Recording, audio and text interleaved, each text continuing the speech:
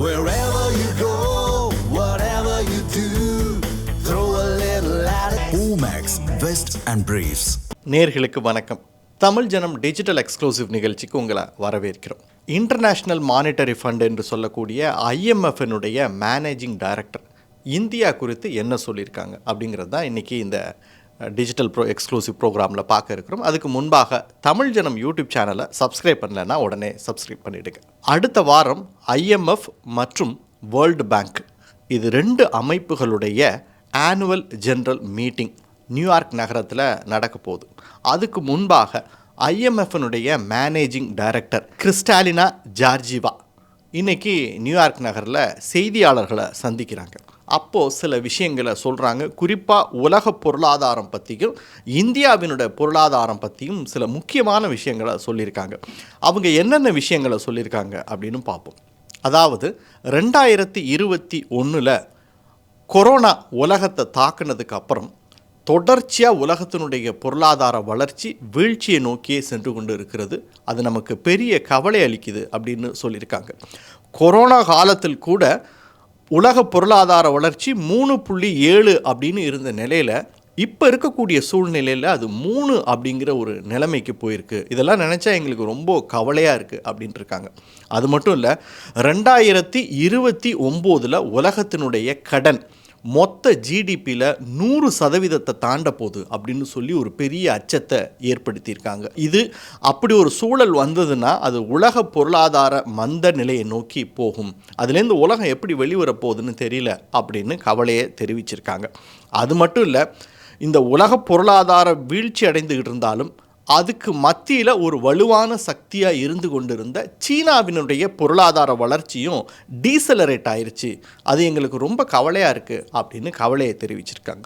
இந்த கவலையெல்லாம் தெரிவிச்சுட்டு கடைசி அவங்க என்ன சொல்லியிருக்காங்க அப்படின்னா, ஆனால் இதுக்கு நடுவில் ஒரு பெரிய நம்பிக்கையாக இருக்கிறது இந்தியாவினுடைய பொருளாதார வளர்ச்சி தான் அப்படின்னு சொல்லி அவங்க ஒரு சென்டென்ஸை சொல்லியிருக்காங்க. என்ன அப்படின்னா, India is a pivotal driver of global economic momentum. அதாவது இப்போ இருக்கக்கூடிய சூழ்நிலையில் உலக பொருளாதாரத்தை வழிநடத்தி செல்வது இந்தியாவினுடைய பொருளாதாரம் தான் அப்படின்னு சொல்லியிருக்காங்க. அது மட்டும் இல்லை, பர்சனலாகவே எனக்கு இந்திய பொருளாதாரமும் அதில் சமீப காலங்களில் இந்திய அரசு எடுத்த சில சீர்திருத்த நடவடிக்கைகளுமே எனக்கு என்னை ரொம்ப கவர்ந்துருச்சு அப்படின்னு சொன்னாங்க. என்னென்ன விஷயங்கள் அப்படின்னு பார்த்தீங்க அப்படின்னா, GSTயில் இருக்கக்கூடிய 12-18% அந்த ஸ்லாபை எடுத்து வருமானம் குறைஞ்சாலும் பரவாயில்ல, மக்கள் கையில் பணப்புழக்கம் இருக்கணும் அப்படின்னு சொல்லி இந்தியாவில் இருக்கக்கூடிய கவர்மெண்ட் எடுத்த அந்த நடவடிக்கை ரொம்ப போல்டான ரிஃபார்ம். அது என்னை ரொம்ப பெருசாக கவர்ந்துருச்சு அப்படின்னு சொல்லியிருக்காங்க. உலகத்தினுடைய எந்த நாட்டு அரசாங்கமுமே இப்போ இருக்கக்கூடிய பொருளாதார சூழ்நிலையில் இப்படி ஒரு போல்டான ரிஃபார்ம் எடுக்கிறதுக்கு வாய்ப்பே இல்லை.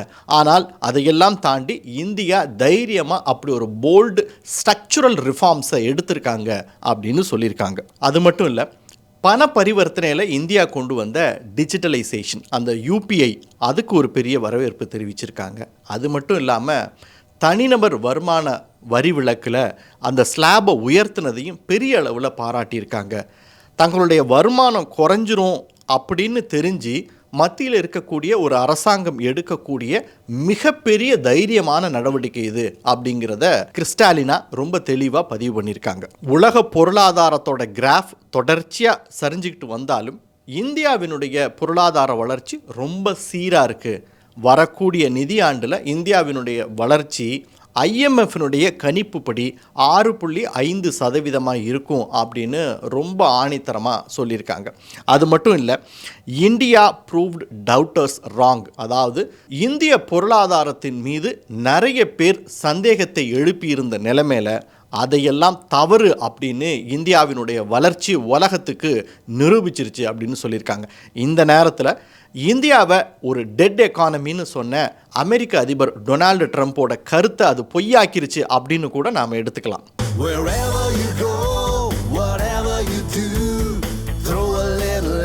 Omax, Vest and Briefs.